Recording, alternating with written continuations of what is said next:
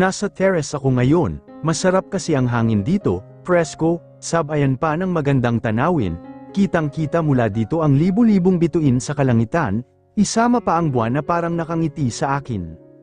Kaalis lang din ni Enrique, sabi niya may out of town daw siya para sa meeting, isasabay na rin daw niya ang mga papeles para sa kasal namin.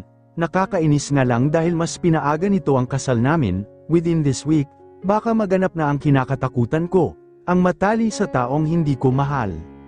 Nakarinig ako ng mga yapak papunta sa akin, nang lingunin ko ito ay isang matandang babae ang nakita ko, si Aling Edna, yaya ni Audrey. Oo, yaya, si Enrique ang may ideya noon, sabi niya kinuha niya ito para daw may katuwang ako kay Audrey.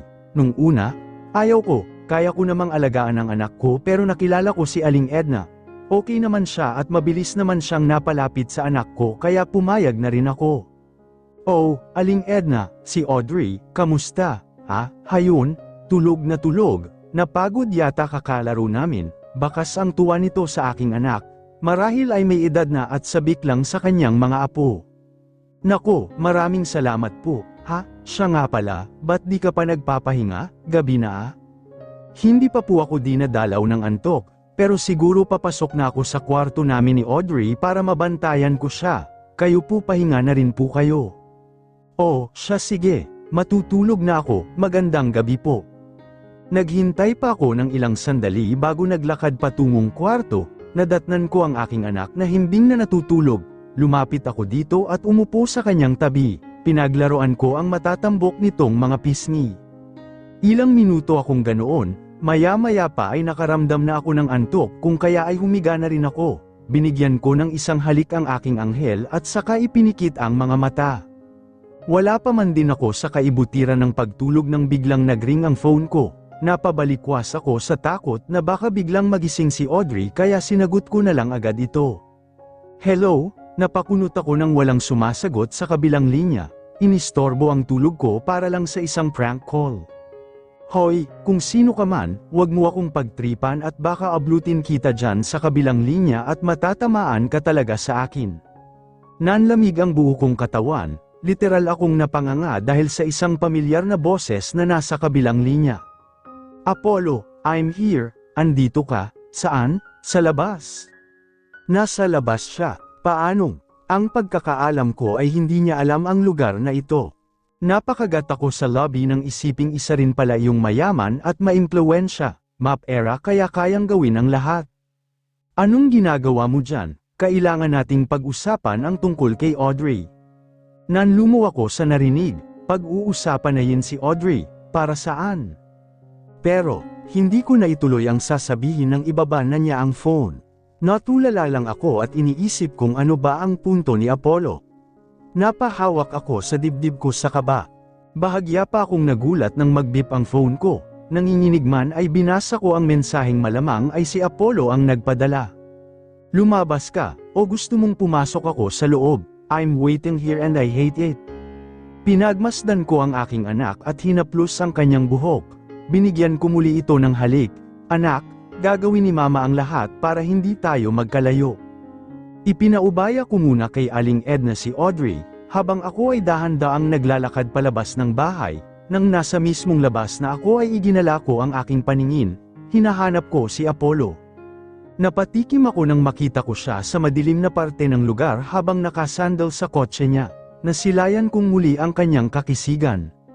Nang makalapit na ako sa kanya ay tinapunan niya ako ng tingin, nagkatitigan kami pero saglit lang, napakagat lobby ako nang binuksan niya na ang pinto ng kanyang kotse at sumakay. Naiwan ako dito sa labas na hindi alam ang gagawin, get in.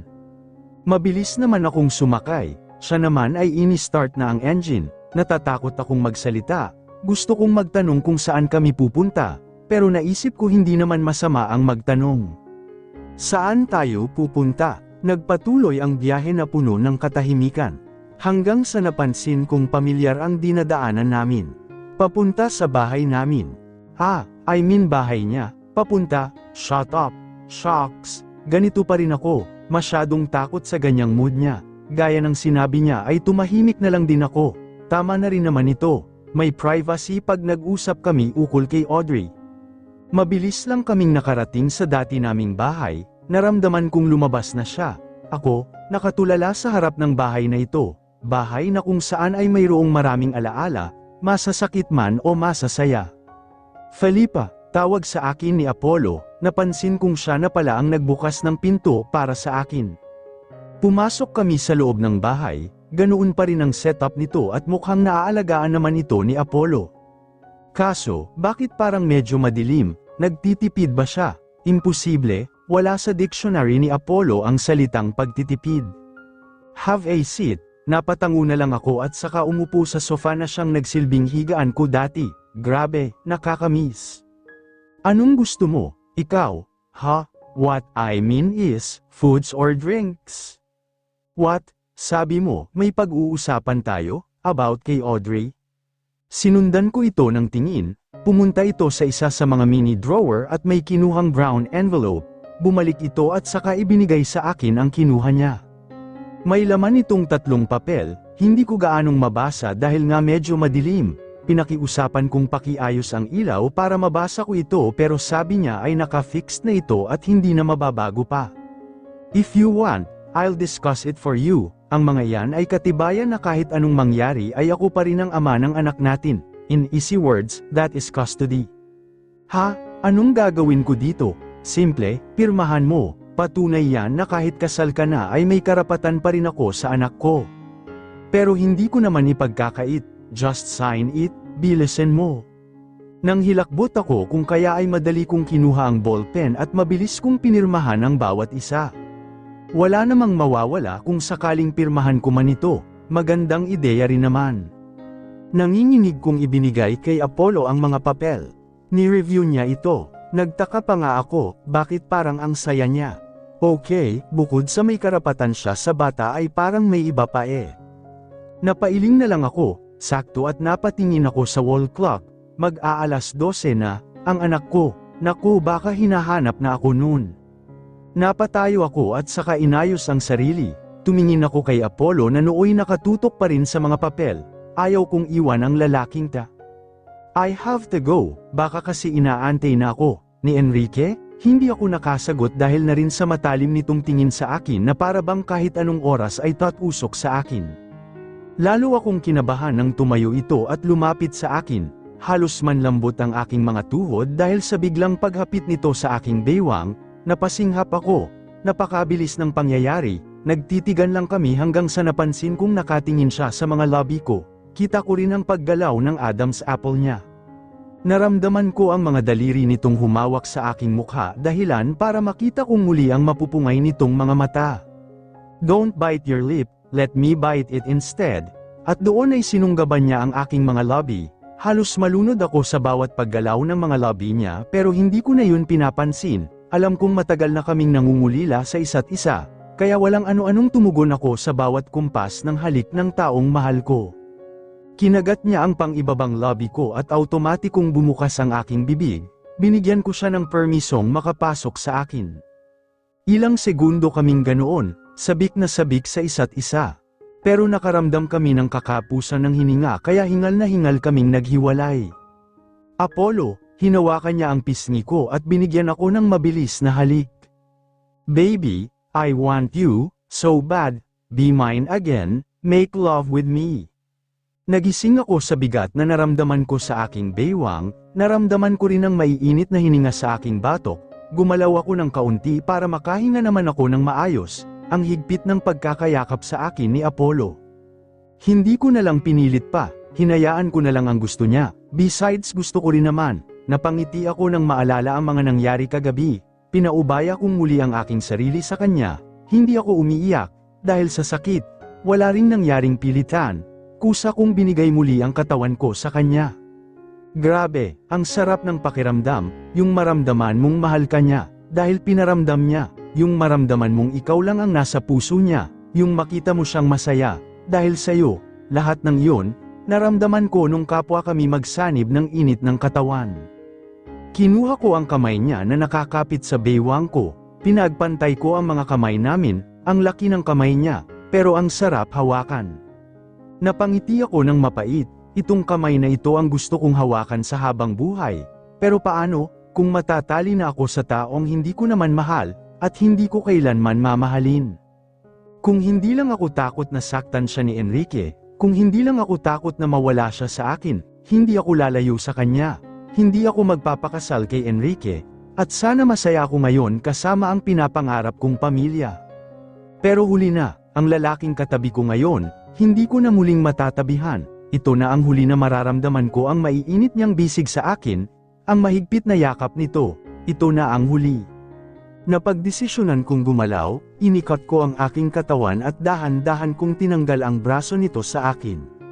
Nagtagumapay naman ako, kaso nung tatayo na ako ay bigla niya akong hinigit papunta sa kanya. Nakaramdam din ako ng kirot sa ilong dahil sumubsob ako sa matigas nitong dibdib. Naramdaman ko ring muli niya akong kinulong sa kanyang katawan, kung kaya't hindi na ako makawala pa. Namula ako nang makaramdam ako ng init sa aking dibdib, at napagtanto kong wala kaming suot, ngayon ay magkadikit ang kapwa namin katawan.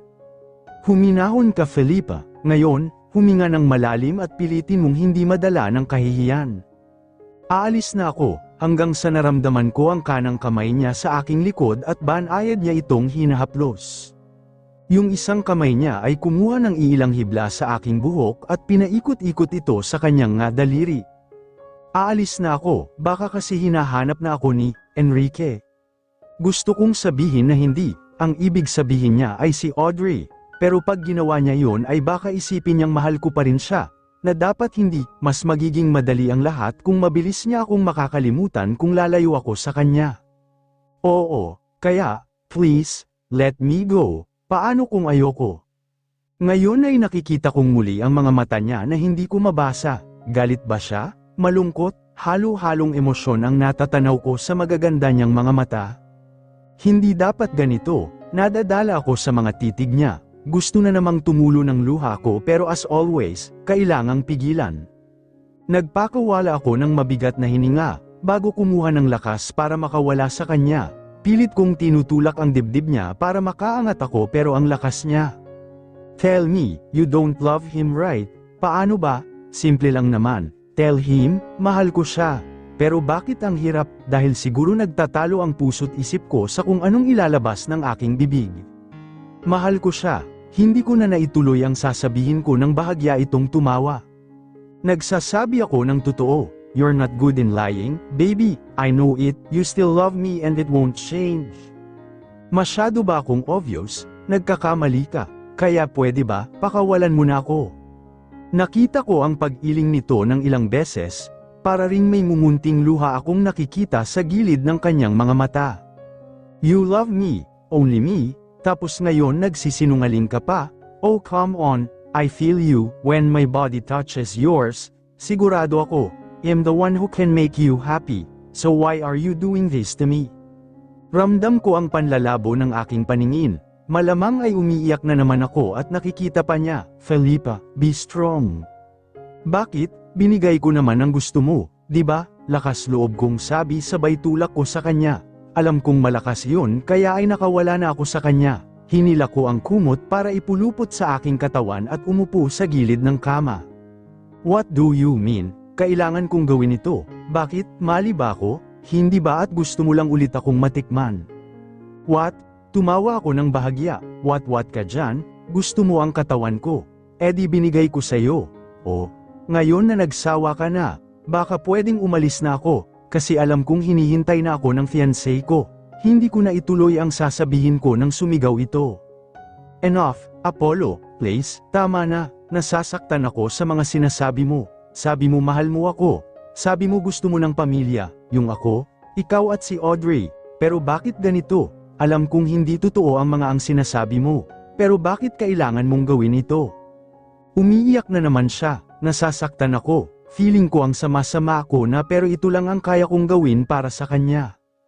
Totoo ang sinasabi ko nung mga panahon na nalaman kong hindi totoo ang pinapakita mo sa akin, siya ang umahan sa akin sa sakit, sa maikling panahon na nakasama ko siya, napamahal na ako sa kanya. Kasabay noon ay ang paglimot ko sa iyo, napagtanto kong nandyan naman si Enrique, siya na lang ang mamahalin ko, at least siya hindi niya ako sasaktan, hindi tulad mo. Do you think I will believe in you? Nawala na ako ng linya, Umurong na rin ang dila ko kung kaya antong hininga na lang ako at muling umalis sa mga bisig niya. Nakaramdam ako ng sakit nang makita ko siyang umiiyak. Itong lalaking ito hindi pumapalya na saktan ako. Oo, sinasaktan niya ako kaya pwede ba Apollo, tumigil ka na. Hinanap ko ang mga damit kong nagkalat dahil sa kagagawa ni Apollo. Nang maipan kong lahat ay pumasok na ako sa banyo at doon muling binuhos ang lahat ng luha na pinigilan ko kanina. Iniyak ko na para wala nang matira, yung mga luha ko na patuloy pa ring pumapatak para sa kanya, hindi ko yun malilimutan. Yung mga luha na sanhi ng sakit mula sa kanya, ngayon, mga luhang sanhi ng sakit dahil sinaktan ko siya. Pagkatapos kong ayusin ang sarili ko ay lumabas na rin ang banyo, napansin kong wala na si Apollo sa kwarto, wala rin ang pamilyar na amoy niya, na gustong gusto ko. Hindi man lang niya ba ako ihahatid? Gusto mo siyang mag-move on sa'yo, di ba? Tapos papahatid ka pa? Umupo ako sa gilid ng kama at hinaplos ito. Apollo, mami-miss kita. Sayang at hindi ako nakapagpaalam ng formal sa'yo. Pero ayos na rin ito. Tanaw ko si Felipa mula dito sa labas ng aking kotse.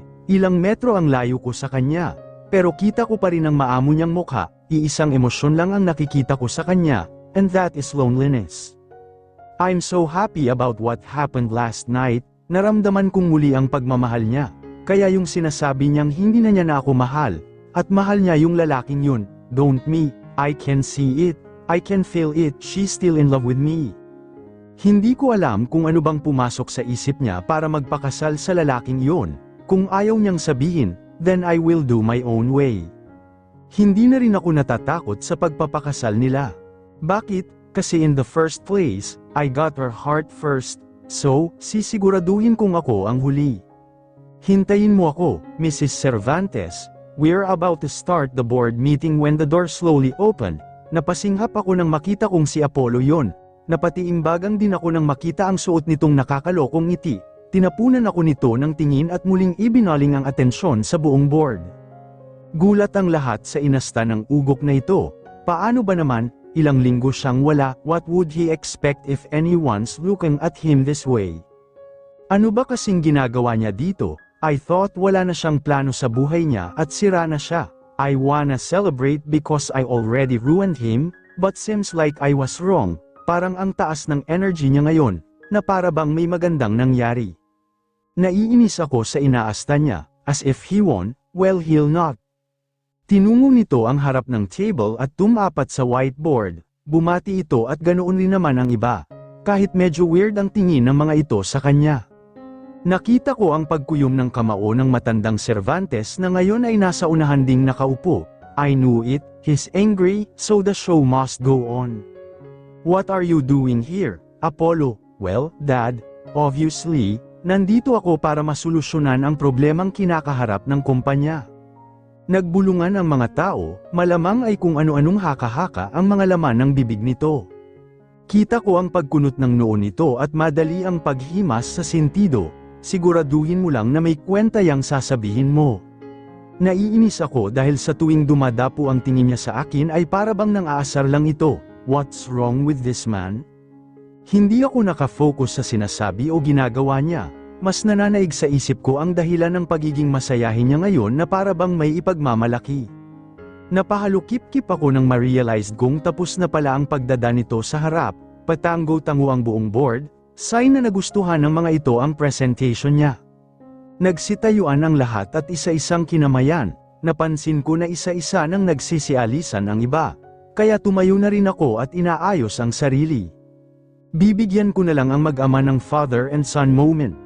Nagkibit balikat ako at saka nagsimula ng maglakad nang marinig kong muli ang nakakairita nitong boses.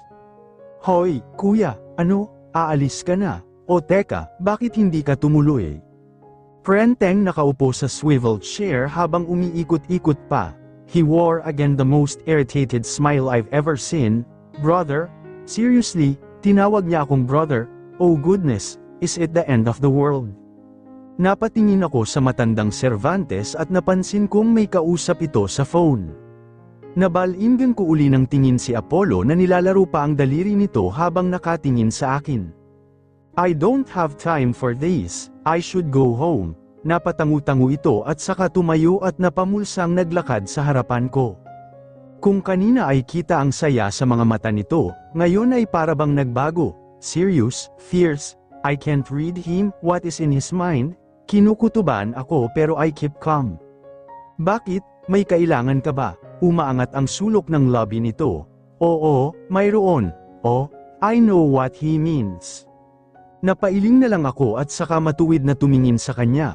Kung ano man yang iniisip mo, wala akong balak ibigay. Napatigil ako nang biglang humadyak ang ugok, pakiramdam ko ay nagsalubong muli ang aking kilay sa pagkairita. Ano bang problema niya? Ano bang nasa isip ng ugok na ito? Why he's being like this? Parang may ipagmamalaki siyang kung ano, and hell, nakakabuisit mag-isip ng pwedeng maging dahilan nito. Hey, what's wrong with you? Ikaw kasi, komedyante, haha. Anong sabi mo, hindi mo ibibigay? The fudge, nakakatawa. Okay, sorry, Dad, I just can't control myself, uupakan ko na ito eh. Dapat ay pauwi na ako sa bahay. Nami-missed ko na si Felipa, but, then I wasting my time for this asshole. Hindi ko inalis ang tingin ko sa kanya, hoping na magseseryoso siya, pero wala, sira na talaga ang ulo nito. I plan to walk away, but, one funny idea slapped on my silly head. Aha, I think I found some move to take away his FC King smile on his face. Hinalugad ko ang aking bag at saktong nakapa ang pakay ko, inilahad ko yun sa kanya, saglit siyang napatigil, naging blonde na ngayon ang mukha niya habang kinukuha ang maliit na sobrang yun. Yung wedding invitation ko, yes, gusto kong makita ang reaksyon niya pagkatapos nito. Binasa niya ito at saka kumunat ang noo, pagkatapos noon ay napangiti na lang ito at saka umiling. Hindi ganito ang iniisip kong magiging reaksyon niya. Is he still happy? May pahiwatig, may laman, may pagbabanta, may ibig sabihin, ang gulo ng mga titig niyang yun, I'm so confused. If I were you, it's better for me to quit if it's already game over, don't try to play again. If you don't have any chance, you can't win over me, stop hoping you'll get the prize, dahil ito ay nakatakdang maging akin. Nagulat ako sa sinabi niya. Pero mas nagulat ako nang punitin niya yun sa mismong harap ko, sa sobrang inis ko ay kwinilyuhan ko ito. Ano ba talagang problema mo ha? Hey, what's happening there? Hindi ko ito pinansin dahil mas nangingibabaw ang galit ko sa ugok na ito. If you planning to take Felipa away from me, sinasabi ko sa'yo, you can't, sooner or later, we will be a married couples, and no one can stop it, even you. Married, you two will be married. Oh, how, if she already married with me? Nanlaki ang mga mata ko sa sinabi niya, what the? Nagbibiro ba siya? Hindi ba? What do you mean? What the hell is this, Apollo? Marahas akong itinulak ni Apollo dahilan para makawala siya. Nakatayo siya ng tuwid habang nakatingin sa akin. Pailing-iling pa ito at saka naglakad sa pagitan namin ng matanda at inilapit ang kanyang ulo sa bandang tenga namin. Asawa ko na siya, kuya, dad, he is insane. Nanigas ako sa kinatatayuan ko. If it's true, how, heard me right, she's my wife, I'm her husband, in our own family. Naproseso sa utak ko ang lahat.